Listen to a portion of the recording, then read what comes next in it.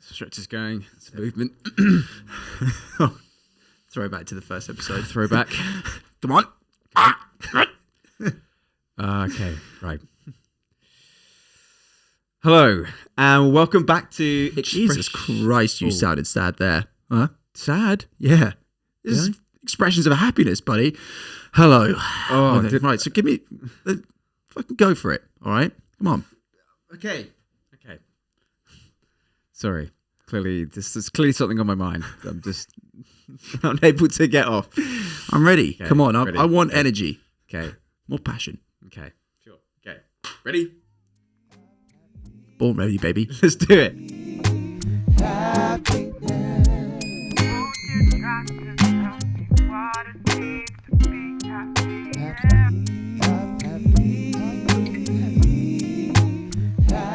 Hello, and welcome back to Expressions of Happiness, the podcast that seeks to unearth humanity's oldest and most pressing question. What is it? What does it mean to be happy? Wow. We're back. David Hart. I'm David Hart, and this is my co-host, Will Brocklebank, baby. Nice to see you again. Always a pleasure, never a burden, man. Absolutely. Good to see you. Yeah. Good to see you. Yeah, you're looking good. You're looking fresh. Ooh. Man, you too. Especially, you're looking pretty fresh considering you've just come off the back of that marathon, man. Yeah. I decided to run a marathon on Sunday. Prepped hard for it. Absolute mud fest. Battered every muscle in my body. Bruised my ego. Everyone. Yeah. What sort of marathon is this? Jesus Christ. Yeah, I wasn't all fours. I was crawling most. So this really wasn't a running marathon, was it? No. No. Something completely different. It was, yeah. We won't go into that. Sure. That's reasonable. But it's been it's been a good week, you know. It's been a good week. Here we are, man. Yeah. Expressions of happiness. We got a little delayed, as it seems to be the case with so many things. But God damn it, we've been committed. We're ready. Absolutely. And it is. We're going for that monthly rotation, man. Yeah. And as part of that monthly rotation, as part of Expressions of Happiness, I want to kick us off, if that's okay. Be my guest. With a bit of Please. good news. Bit of good news, man. Let me just make sure I've got my little notes up. Now, obviously, you and I have spoken a little bit about this as like what would be a really cool idea sometime in the future in relation to serotonin, and also sort of inspired a little bit by what Laura has just done. She's just joined a running club. She's got a half marathon coming up, but sort of separate to that, sort of background in sport and things like that, but is now really enjoying her running and has just joined a running club. Now, obviously, with traditionally, right, a lot of running clubs can be a bit more focused on just purely the running. But I think maybe the feeling that you and I would share, similar to what's going on with the football, is that there is a real sort of social connection and a real well-being orientated benefit to basically having a massive meetup and going for a run. So I ended up having a little bit of an explore around the UK to see, actually, is there anybody already doing that? And as you could probably imagine, there was. And this one was called the Left-Handed Giant Running Club. So this is a Bristol-based collective, or a Bristol-based club, started by a person called Jay Medway, who was an ex-footballer, but unfortunately her dad died and was sort of going through sort of grief and bouts of depression, and wanted to get into running and joined one of the running clubs, but actually there wasn't that much focus on maybe the social element, a bit more as maybe would be expected on the running, but there's always value in adding both of those things together. So started up her own running club, which sort of I think starts at a pub, and then they go on a big run, and super inclusive, super focused on just basically having a good time and meeting as many new people as possible. And from the sounds of things, this thing has just skyrocketed. Like, they can have upwards of sort of 50, 60 people there every single week. And yeah, I take a lot of happiness from people who are utilizing physical activity to bring about a support of well-being beyond just the fully competitive nature of sport. Because I personally feel that it holds so much more value than, always being focused on the competitive, because there's a natural competition that exists within it, right? But it's so amazing to see that exists in the sense of the running world, and it's I feel so happy that it's still working really well in the sense of football, and hopefully as time goes on, I'm just going to be able to keep finding more and more of these stories of people using sport to support well-being beyond its traditional sense of competitiveness. Yeah. So that's my good news story. So shout out to that running club, man. Left-handed giant run club. Wow. Is the exact name. Yeah. Shout out to you. Awesome. That's incredible. Yeah. And the big access point for running is the simplicity of it all, I think. It's just the simple act of just putting one foot in front of the other. And it's the catharsis in it, as you say. It's the emotional release, like overcoming something that was so tragic in someone's life and, capitalizing on that kind of sadness and saying, how can I overcome this? How can I better this? So that's awesome. I'm really, really glad that this person's doing that. And I mean, not to then sort of dive too much into the football side of things, but, I had this really, really nice experience sort of around Christmas. Well, it was in January time when it had sort of reached the 1 year anniversary of the women's session I run at Bottisham. And they all got together and sent, this whole string of lovely messages. And just reading through those comments, you can see actually there's so many people that, do enjoy being physically active, but just don't necessarily have the space to feel fully comfortable to get back in and enjoy it. And yeah, I just think physical, especially as I've gotten older, and maybe just as I've spent more time being a PE teacher, I don't know. I just see so much value that it holds in so many different facets. But yeah, I thought that was a nice little Kickstarter, mate. That's a good start. I feel uplifted already. Yeah, that's good. Okay, as you know as well, we're going to be doing a permanent non-alcoholic beer feature. So each and every week we introduce a new beer, and this one I came across at our local. So the Royal Standard. Really? Yeah. Oh, yeah, damn! I didn't know that. Yeah. So they had the Pine Trail IPA of this, and honestly, blown away. Is it still there? It's still there. I think so. Mate, God damn it! I should have just gone down the road. Literally, that took 3 weeks to turn up. Well, it was worth it. I think. I'm ready. If anything, that's more fitting for the quality of this beer. I'm that sure. Honestly, incredible. So this is. So, here you are, sir.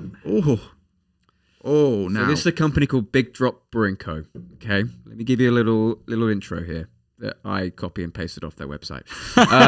Big Drop. Hey, listen, go back to what we spoke about before. Take other people's work, claim it as your own. Yes. All right. Yes. That is the art. Don't reveal the truth. Never. You could have looked really cool right then. I could have, but I couldn't.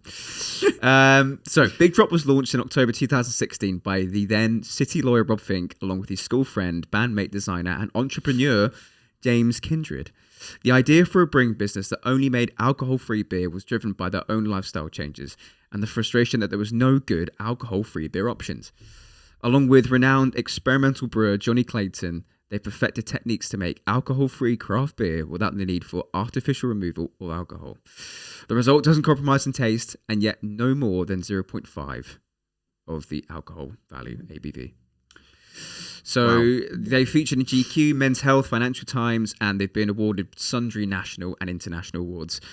I haven't tried this one, but I'm very much looking forward to trying this one. Man, this isn't the Pine Trail IPA, but Citra IPA though, that's right up my alley. Yeah, that is right up my alley. Yes. Apparently, it radiates citrus fruit from the moment you pour it to the second you finish it.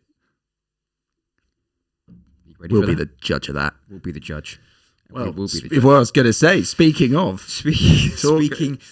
to me. How are we going about this, buddy? So I figured that, we are novices, in this whole field. We have no idea what we're doing. And so I figured let's give ourselves some kind of structure to work within. Which we can horribly mangle each episode. And, you know, for any beer connoisseurs out there, I apologise deeply. Skip ahead. Skip ahead. So there are a couple of categories. You've got appearance. What does a beer look like? Is it clear? Is it hazy? In a can, we can't know. Maybe next week we'll have a glass. No. Completely forgot to get that. Fallen at the first hurdle. We'll skip that one. Oh, shit. Okay, aroma. What does the beer smell like? Is it sweet, spicy, floral, citrusy, piney? Mouthfeel. How does it feel in your mouth? Is it thick? Is it light? Is it smooth, creamy? And then overall impression. What's your opinion of the beer? Did it hold up? You know? And then I feel the last category, which is self-imposed, very arbitrary and somewhat biased. I think it's probably the most meaningful at the same time. The most meaningful category I can think of is how cool do I look with the beer in hand? Oh, God damn it! Well, that is to me. Sorry, man. That was just so funny. Anyway, that was so fun. And now we're going to pause here for a small musical interlude.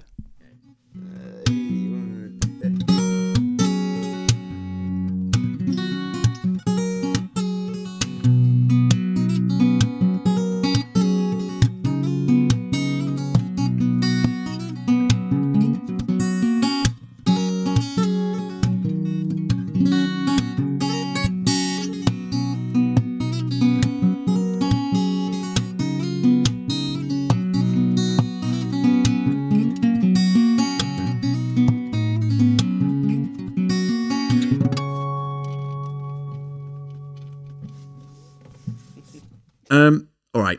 We had a partial nightmare just then. Beyond the glasses, which in the grand schemes of things is quite a small one. The camera died. Yeah. And now I'm sure you can look at Dave in a whole different light. And we're sure that the two cameras won't look exactly the same. However, we're here and we're not quitting. We're not quitting. DIY style. We're here. We're DIY, baby. So we're just going to reel it back a little bit. Take it back a few steps. We're going to take it back a few steps and we're going to kick back into somewhere where we broke out into hysterical laughter. Yes. But this time, no laughter. No. Because we're sorry this time. So we have a few categories to work through here. So we've got appearance. What does the beer look like? And now we have glasses. So we can measure that. We also have aroma. What does it smell like? Sweet, spicy, floral, citrusy, piney. Mouthfeel. How does it feel in your mouth? Thick, light, smooth, creamy. It's a strange one, that one. How does it mouthfeel? I've never thought about mouthfeel for a beer, but I mean it's. But we're talking we're here about to it. Experiment and explore it. I'm just thinking we're just going to get some form of beer that we put in our mouths, and it's just like, I don't know, like a sludge of some form. just disturbingly thick. Yeah, really thick. Yeah, like gravy. Yeah. And then what's your opinion of the beer? That's the overall impression. That will be our final scores out of 10. Yeah. And we're coming in with the percentiles as well. Yeah. Yeah. Percentiles. Real specific with it. Okay. And then we're going to do our final judging category, which is perhaps the most important one. Key to the success of this whole segment. Key to the success of my overall self-esteem. I didn't realise that much was riding on this. Deep. Right. Yeah. Okay. So judge wisely. Okay. Be kind. Harshly. It's the how cool do I look category. So each week, me and Will give ourselves 5 minutes to take a shot with the beer, and we can take it however we like, be as expressive as we want. And the aim is to be as cool as possible with the beer in hand. Which won't be hard because look at us. We're freaking cool. Look at us. And if you can't see us, good. It's probably for the best. Okay, so let's do it, shall we? So, Oh man, I'm in. I'm ready. let's get this bad boy out. Okay. Didn't polish the glasses. No, didn't polish them, and I can tell. No, I can tell looking at it. There's years of regret and hate in these. Oh, hang on now. Oh, was that for me? Yeah. Oh, you gentleman. Expressions of happiness, you know. It is. Wow. Now look at this puppy. Big Drop Brewing Company. Okay. Right. Let's have a little gander here.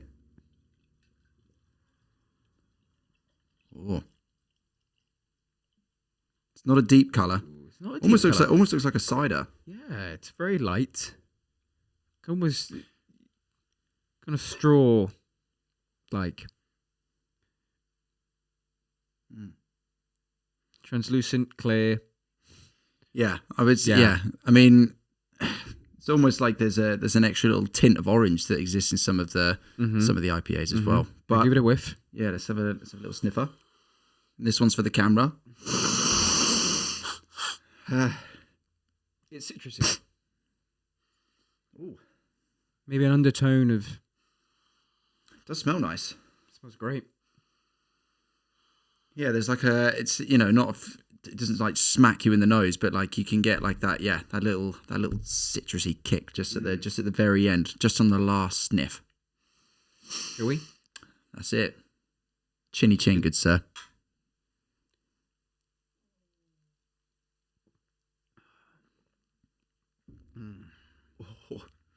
Wow. Oh, okay. Okay, we're starting off with a real doozy here. My This word. is impressive. Wow. Really impressive.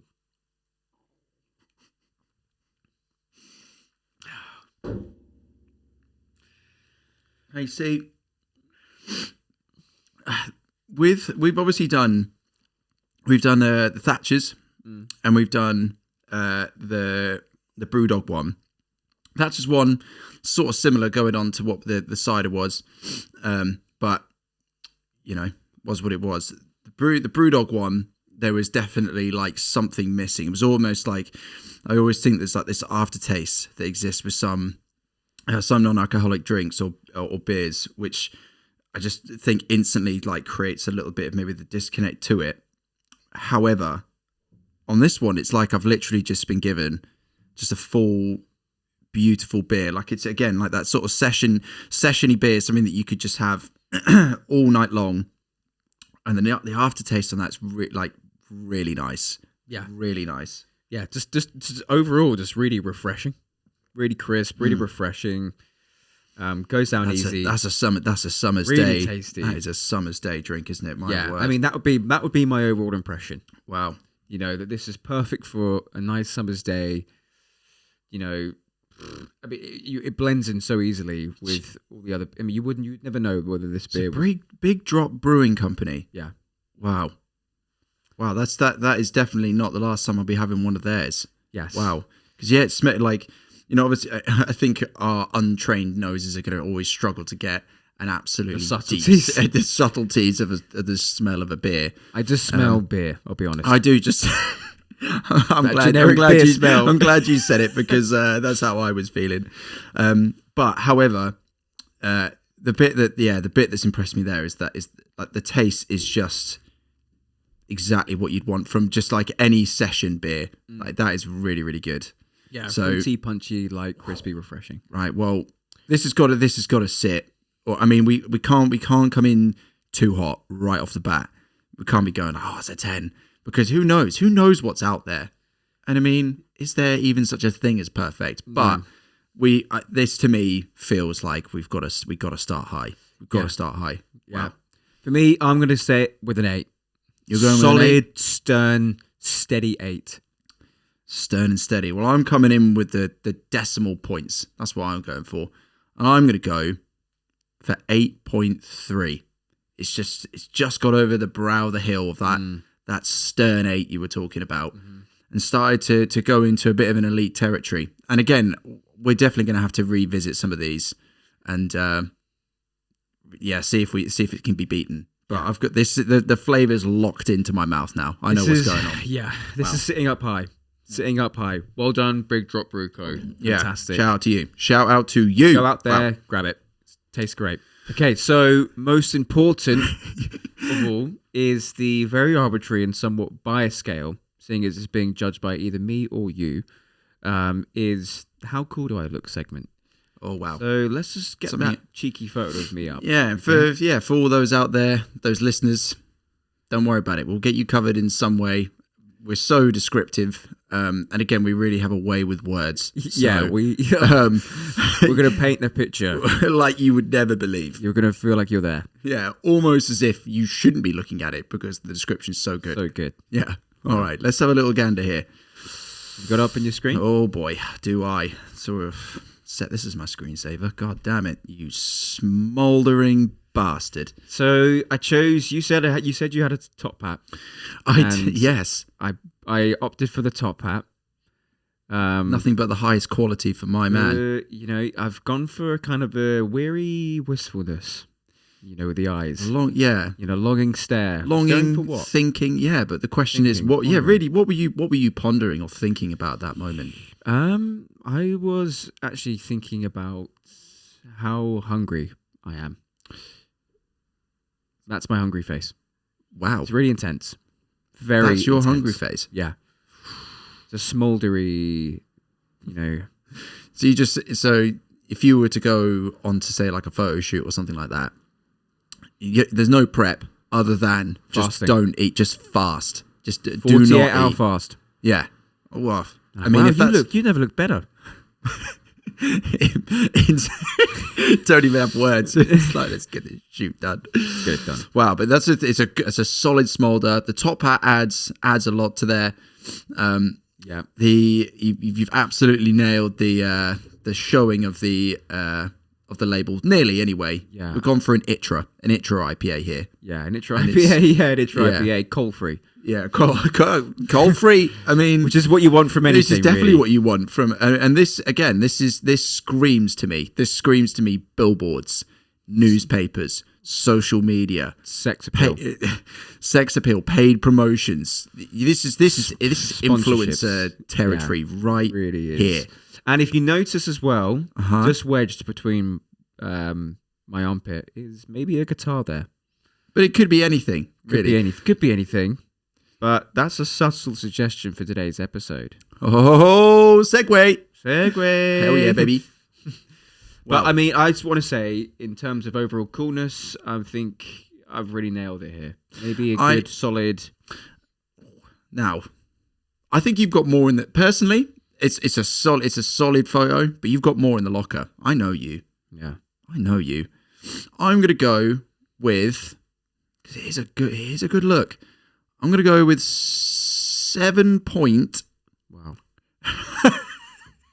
To think we were friends. No, I'm going to go 7.5.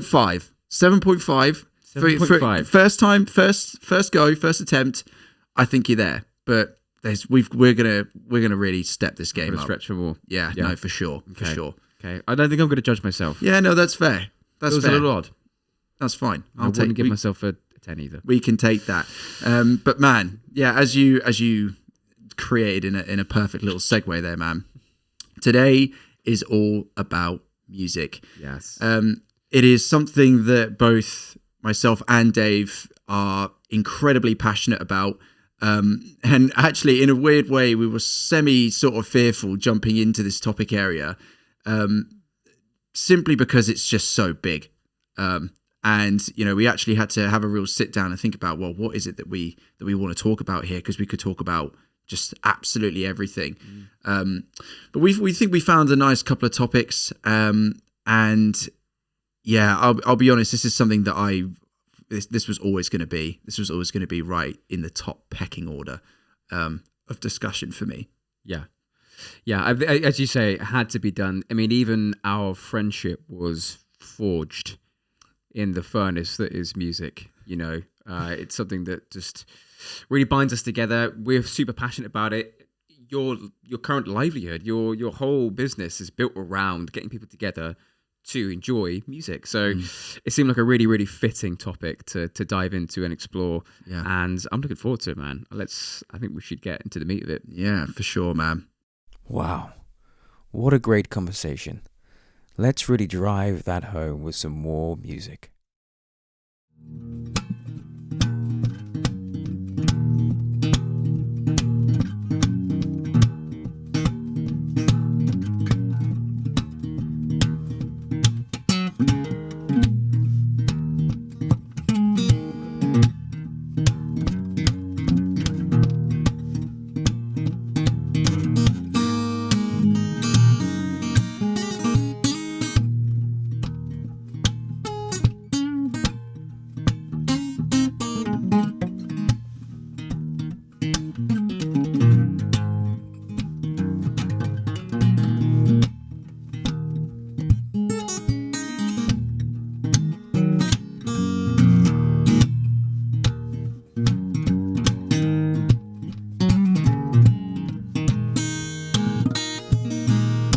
Well, Dave, I want to throw a little factoid at you.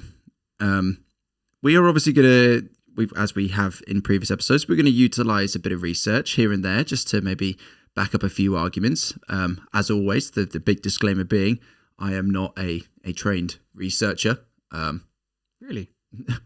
Well, in no capacity do I feel like I'm a veteran of the game. But at the same time, it was something that we sort of discussed with Expressions of Happiness, that we wanted to use it as an opportunity to learn and find out more about topics that we're really interested in. But I came across this one thing, and this came from basically something from 2009, which was a discovery. So archaeologists excavating a cave in southern Germany basically uncovered a flute carved from a vulture's wing bone, and this artifact is the oldest known musical instrument, indicating that people have been making music for over 40,000 years. Now, that could be disputed, I'm sure, but to me, even if it goes beyond that or past that, 40,000 years worth of music. Wow. Just, it is a part of us, a part of the way in which we exist and interact with society. Wow. Yeah, the very core, the very center of our entire being. Maybe, the way that we've developed as a species is in tandem, is in direct correspondence with music. That's crazy. And thinking about just obviously that beyond actually history of just societal influence of music, but I actually want to just dive a little bit into your history with music. And obviously for both of us, we've come from two different backgrounds, but I think there's been a mutual love of music in both those families. But what sort of music were you exposed to when you were younger? Gosh, lots of different influences, because I'm the youngest of four, and you had to really remember there. Yeah, I don't. I think three, two. Yeah, I'm the youngest of four, and there is quite big age gaps between me and my oldest brother, at least a 10-year age gap, which means that when I was about 4 or 5, he was about 14, 15. So there were a real diversification of music coming in. I remember listening to Paul Simon and The Police, because that's what my mum listened to. Bit of Madness, because that's what my dad listened to.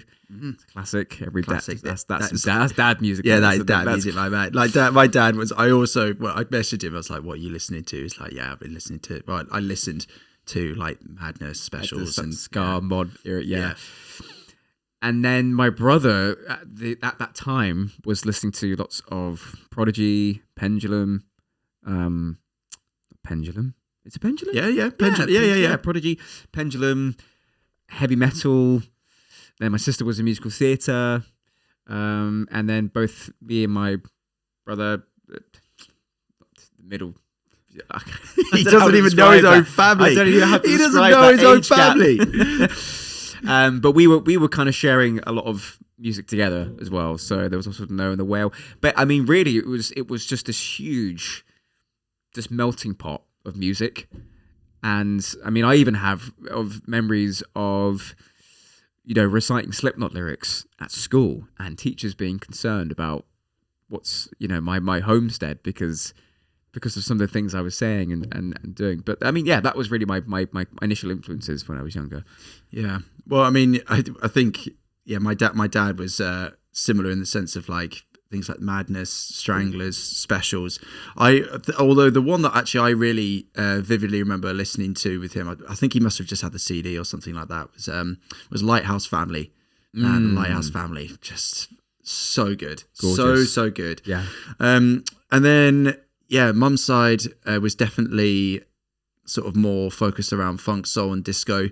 Obviously I do events around that now, but whether that, I honestly don't think that influence was like fully with me actually until I went to university and some of the events that I went to.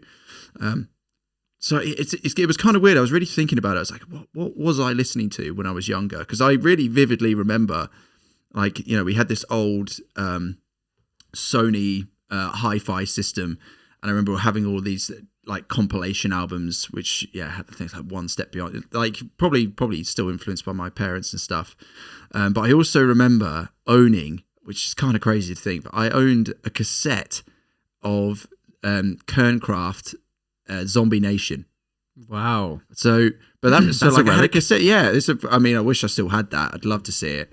But actually, what I think was strangely influential as well was that. So I live next to Rob, a friend of mine, and he had two brothers, both of which were really into like their heavy metal, like really into it.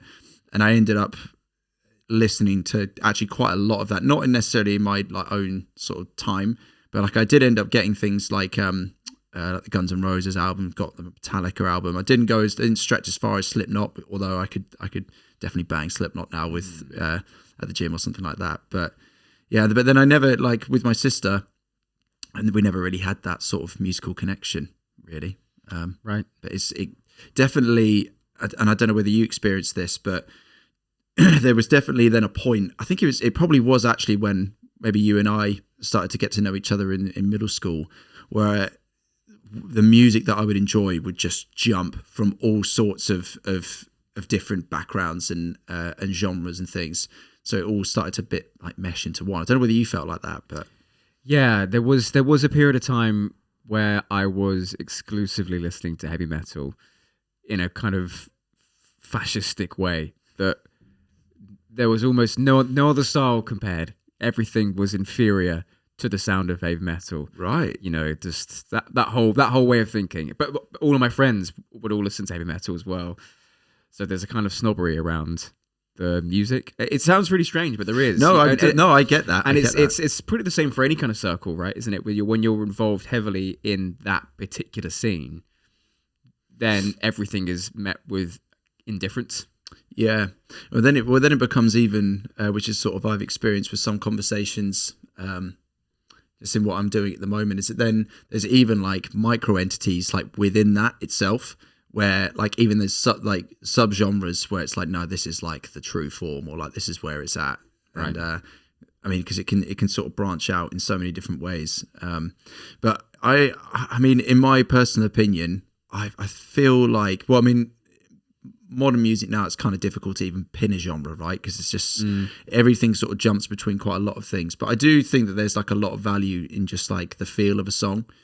And even like, which is something I wanted to ask you in a second, but even like in the sense of some of the playlists that I've built, I don't necessarily have, I think disco is probably the only one where I've got like a dedicated like disco playlist, whereas everything else is more like I think that was on Serotonin, like Feels Like Summer, or Just Dance, or like just goes off in those different patterns, which I really massively I value in so many ways, because I feel like I get it. Well, again, that's just it's a whole rabbit hole in itself, but I can really sort of just match my mood to where I'm at with the music. Mm-hmm.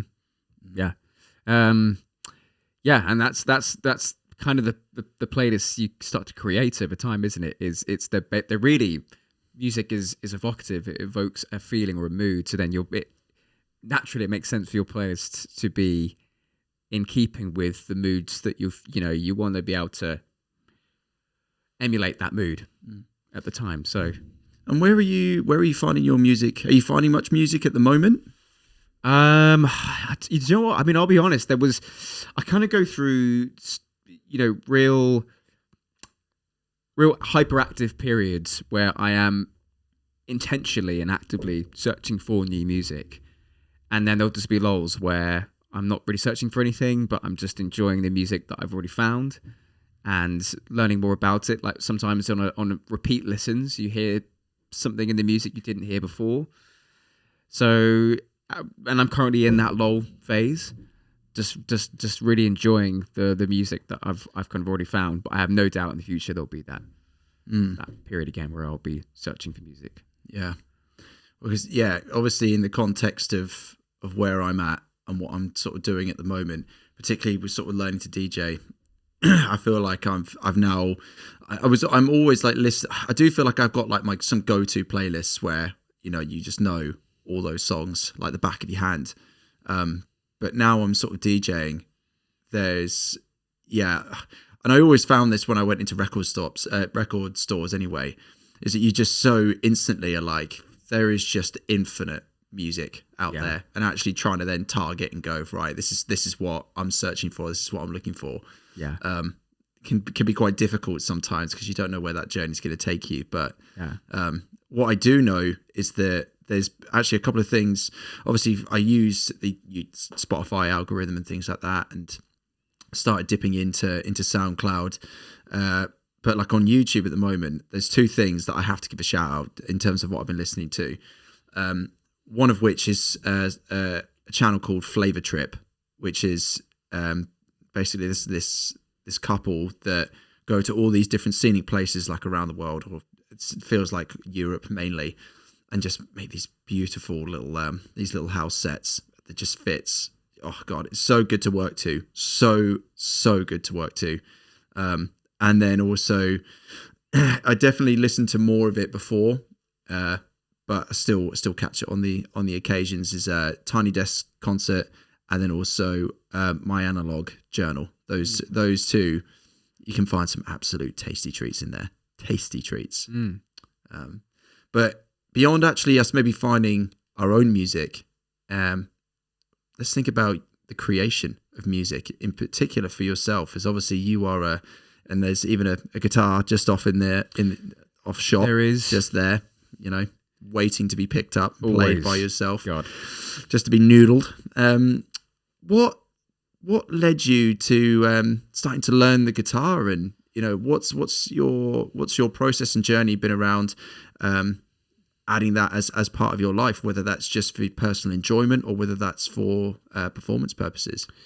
Yeah, it's an interesting, because when we was doing the research for this podcast, and I was kind of trying to tap into that kind of journey and that history about how it came to be. I think from a very early age, I just had a natural penchant for music, a natural proclivity for it. I just really enjoyed it. I seemed to be able to pick up things quite easily. I remember in school, you'd play the glockenspiel or the xylophone, or you'd hammer away at the keys on the piano, or whatever it might be. Just the structure just didn't seem. It just felt kind of. It just felt natural. It just felt very. I felt very assured and confident in that area. So then I got to about 10, 11 years old, and all my favourite musicians and all my favourite artists were playing guitar. So Muse were one of my favourite bands. Matt Bellamy was the featured guitarist. You had all your classics, Eric Clapton, your Jimi Hendrix, your Van Halen, gods, guitar gods. And I just thought, man, that instrument just seems so expressive. I'd love to be able to play that instrument. So went to our local music shop, picked up a guitar for 50 quid, really cheap, small classical nylon. And it took, there's a part of you that knows what you want, you're almost, your head is ahead of your body. Or your for sure. There's something you want to express, but you don't know how to. So yeah, for a good 2 years, I was just kind of fumbling around, and I was, wasn't really applying myself. But then about 13 years old, I really, focused and was fixated on getting better and playing. And the means to do that was just playing a lot. I'm all self-taught. I don't know how to read music. It's just, I could read tabs. So that's like guitar notation. Yeah. But a lot of the time it would just be obsessively like just learning new riffs, learning new chords, and I wouldn't be exclusively heavy metal. It'd be any song, it's all my teacher. Everything is my teacher. So I'd just play. And then eventually you start to see those patterns, and then you can start to link things. And I've got to a point now playing for 15, 16 years that I'm very happy. The stage that I'm at now, and it's every time I reflect on it, I think about there were moments when I was learning to play where I was like, oh, imagine if I could play that guitar solo. Imagine if I could play that set of chord sequences. And now I'm at that point, and beyond it, and it's just this really rewarding and refreshing point to be at. And it's such a huge component of my life, massive. It's your guitar. Yeah, the act of playing guitar, and I'm at a point now where what I think is what I can play. So it's just all that creative energy and all that time applied to it, the practice, everything, the discipline, have now kind of coalesced, and it's just a really beautiful experience when it all just unfolds. It is ridiculous because you are absolutely insanely talented. Obviously you've played at Sober Sounds, but I've seen you play for however many different sessions, and I live with you, so I heard you play so much, and it is actually incredible that I think it was even the other day we were playing Joey or Vanilla Franco's tune through the speakers, and you were like just listening along. They're like, oh damn, right, okay. Picked up the guitar, and then within like 10 seconds you were like, right, I've got it, and you're in the game. It's absolutely incredible that the talent that you've got. And what I'm interested in asking you about actually is, obviously you play it loads. Like even when you came around the house, my other housemate has a guitar, so you can still sort of just jump on it whenever. And you were busking when you were younger, but the performance element is not necessarily something that like you've felt super, super connected to. And I was just wondering what made you feel like that you enjoy it the most in your own personal space versus actually taking that out and using it in a more of a performance space. And now here's some more music, so you can reflect on all the things we've said about music.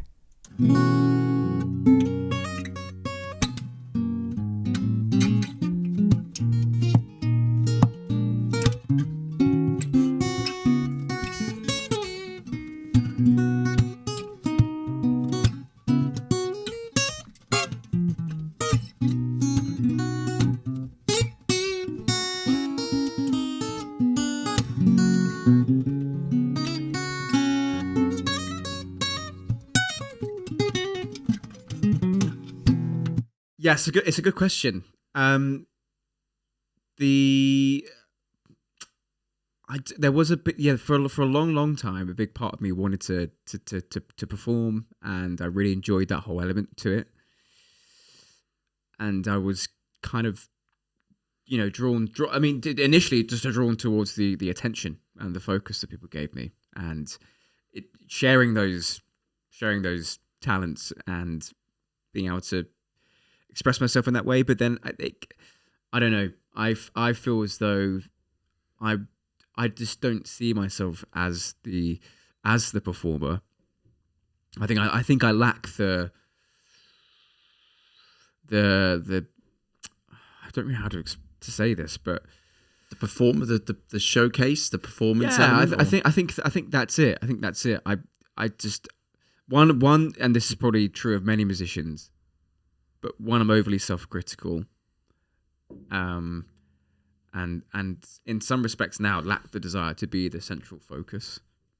I much prefer just being able to play at home freely, unperturbed, without the pressure of people watching me.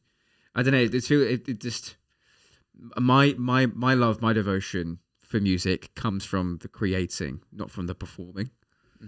That's where I get my kind of high. That's where I get my that's where I feel at home. Well, that's why I always like Harry Beasley, an artist sort of local to here.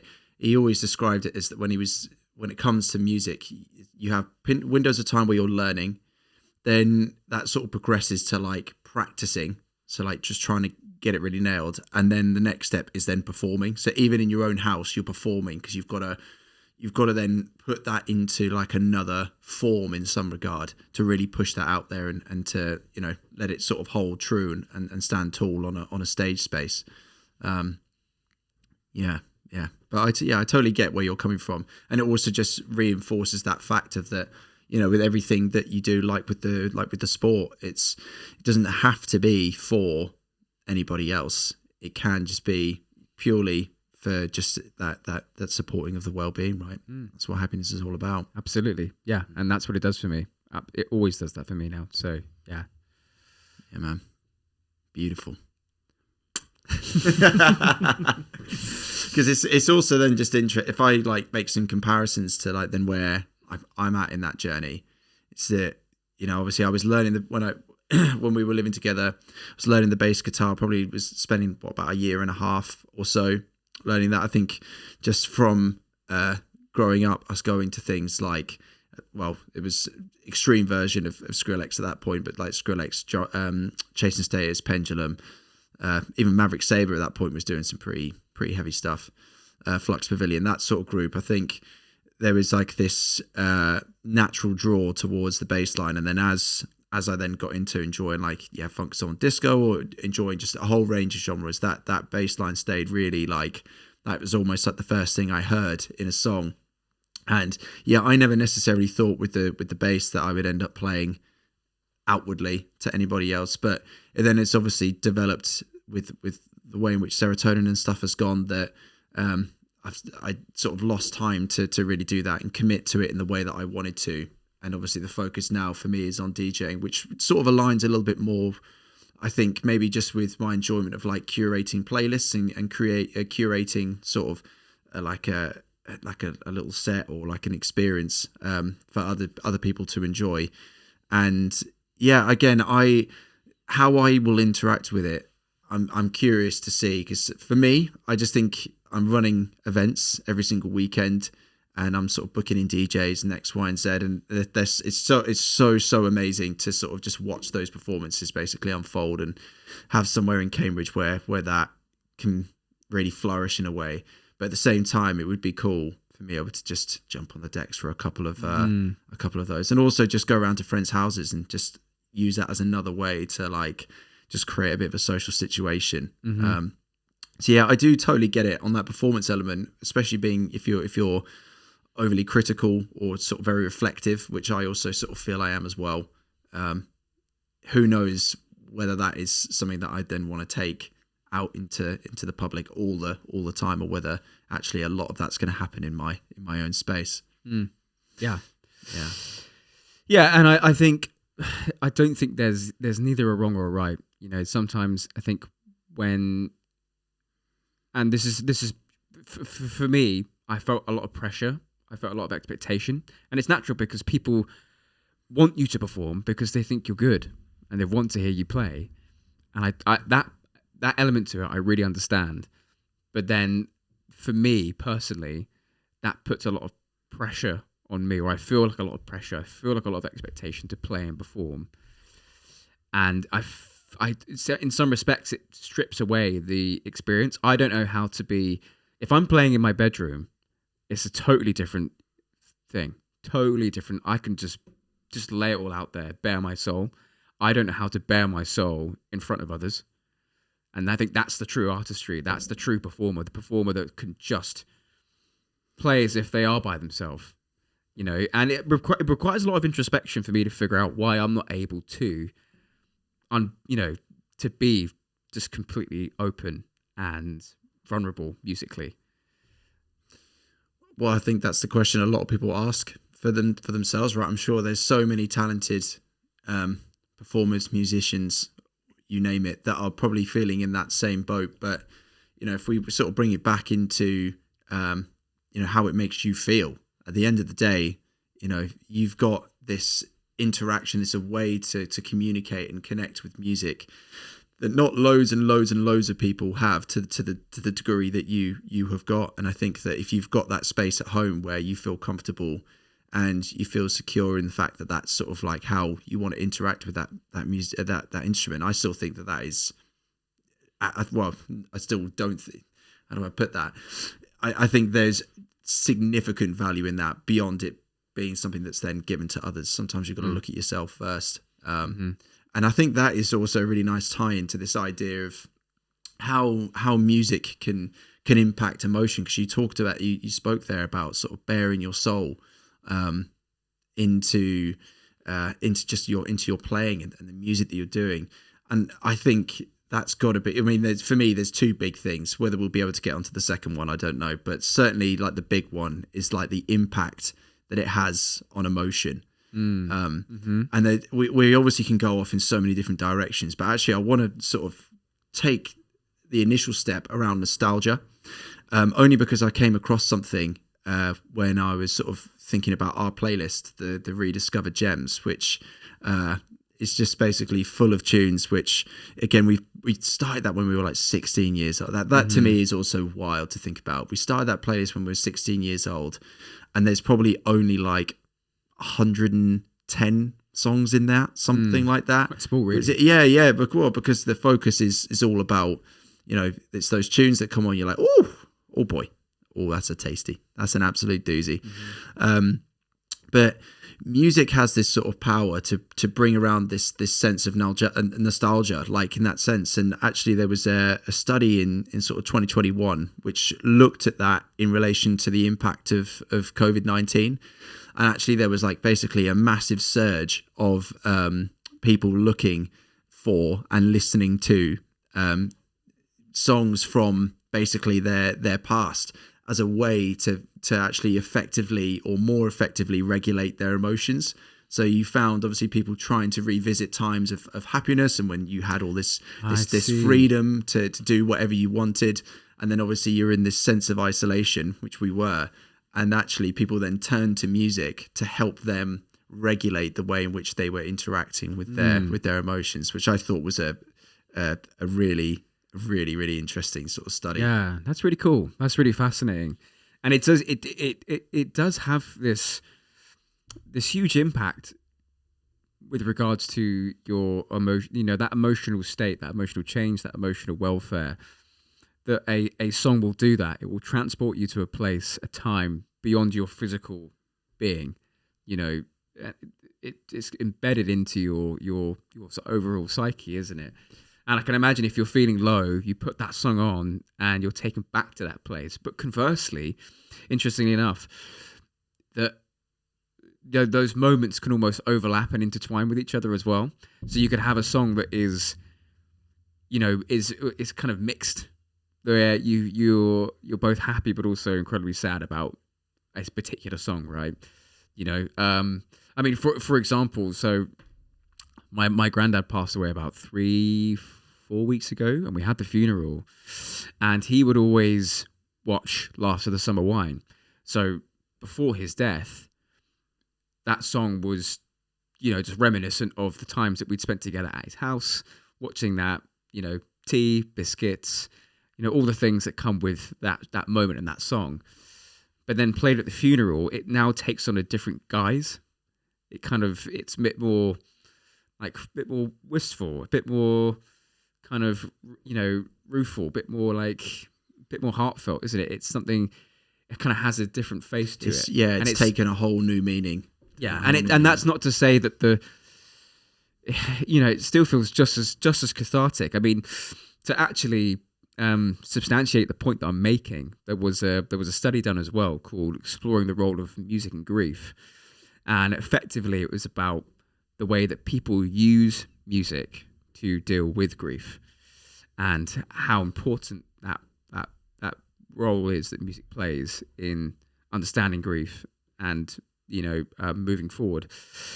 And they had Results revealed that the majority of participants intentionally use music during their grief journey, and 68% find comfort when listening to music, and 70% reported that music helped them find meaning and beauty in life since the death.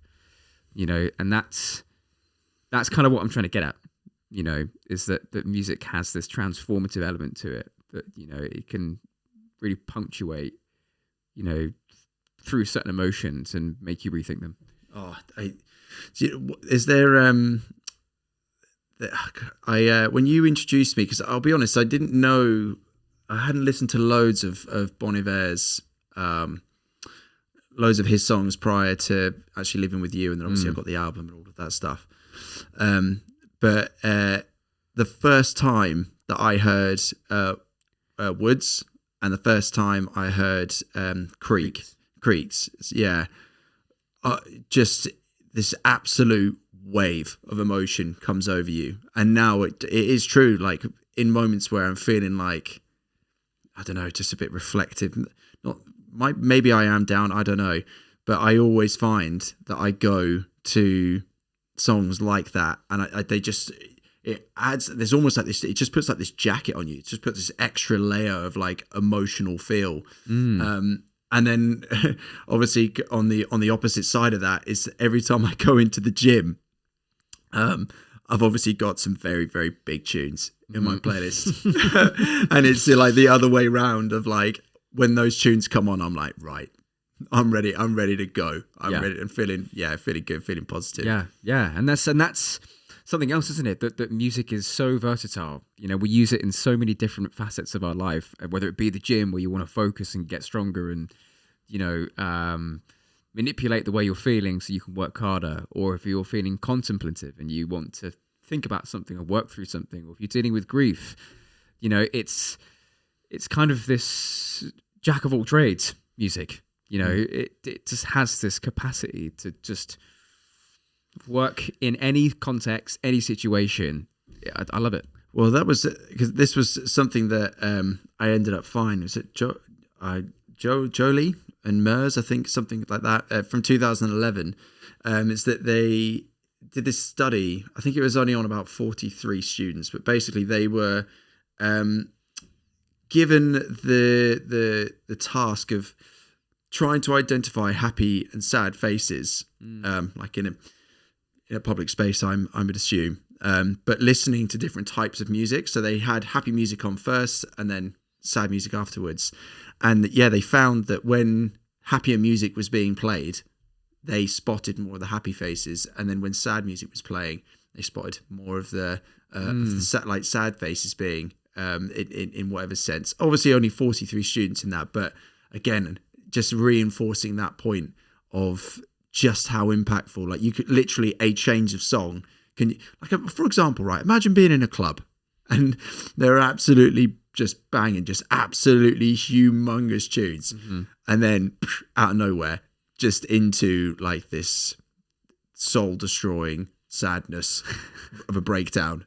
I imagine you would just, I mean, they'd obviously play mainly on like euphoric moments, not necessarily, soul crushing, degrading moments, which kind of kill the night. But I'd be interested to see again, even in that massive context, like how it shift the mood. How quickly can you shift the mood, and how also to what extremities can you shift the mood? Yeah.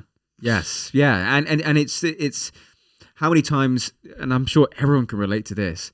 How many times have you walked down the street and you've walked the same street hundreds of times, but the music changes the way the street feels, the way the street, how the way you're moving through that street, what you see, what you don't see.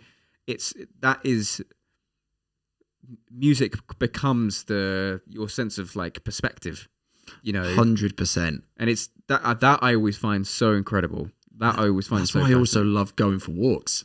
Do you know what I mean? With We've lived here for however many years now, and you walk the same, as you say, the same roads, same streets, still that same. Because if you've got the earphones in, man, you can just get properly sucked into your environment. It's it's beautiful. And if you then look actually a little bit beyond even just sort of every impact on every day, we've obviously spoken sort of around grief, anxiety, depression, things like that.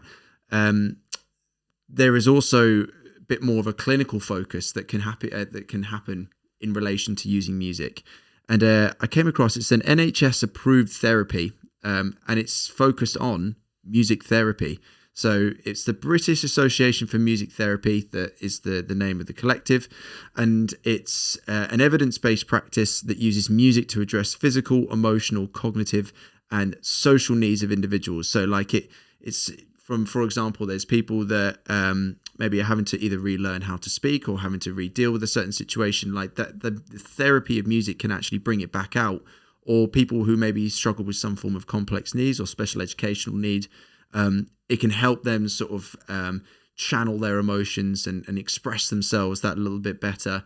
And again, I sort of really read into all of these, but the main thing I want to say with that is that you've got, like, for people affected by disability, illness, or injury, working with music therapists can be life-changing. So, like in anything, you never say that is the be all end all. That's the only thing to use, but if we're even considering actually the clinical impact of music on emotion and processing and just general life experience, I mean, it says a lot about music, really, doesn't it? It does. It's as you say, it's not the be all or end all, but it's not one dimensional either. People can use music for a plethora of ways to, understand yourself, effectively understand yourself better and regulate your emotional state, in an instant. It's the quickest thing to it, And even to hark back about playing an instrument, I think there's one thing listening to music, but there's one thing playing it, interpreting your emotions through music. So when you've gone through difficult experiences, have you found yourself going to the bedroom and just taking the guitar and just figuring it out? Absolutely. And I'll know, there's chord sequences, there's patterns. Sometimes things emerge. Sometimes you feel like a vessel for something bigger than yourself, and that's a whole other conversation. But yeah, but there are you will intentionally play certain things in order to interpret how you're feeling, and you'll unearth something in those moments.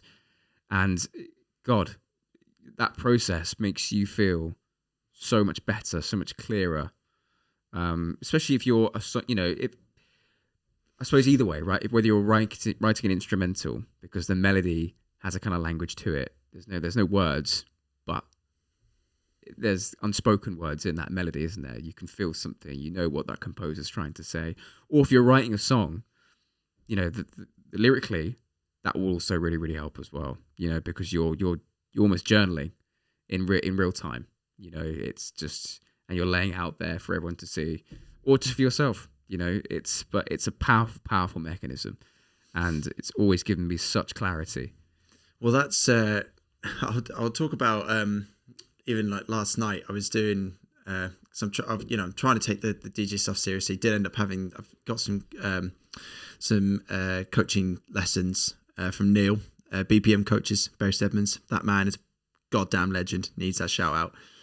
But yeah, I was in a bit of a rut actually, going into the session yesterday. Like either just like frustrated with like how a few things were going, X, Y, and Z, and I came out of that, and it was literally like having a cathartic release, and you just get really, and as I'm sure you experience, is that just you almost get blinders on. You're just kind of like completely in like what's happening in that particular experience, and I went into that room like I always use like the talk club, how are you out of 10? I probably went into that room at like a 3 maybe, and I came out of that room at like a 9. I'm not even kidding you.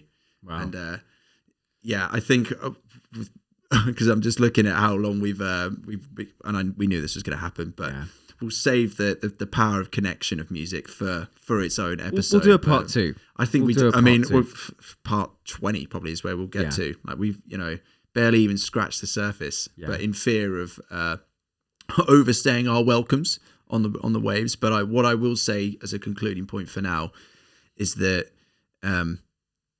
the power that music has with how you feel is only made even stronger when you get to share that experience with someone who shares that same love and appreciation for music, and it can just take your emotions to this whole other level. And yeah, that's definitely got to be its own. We've got to bring someone in for that, I think. We've got to bring someone in.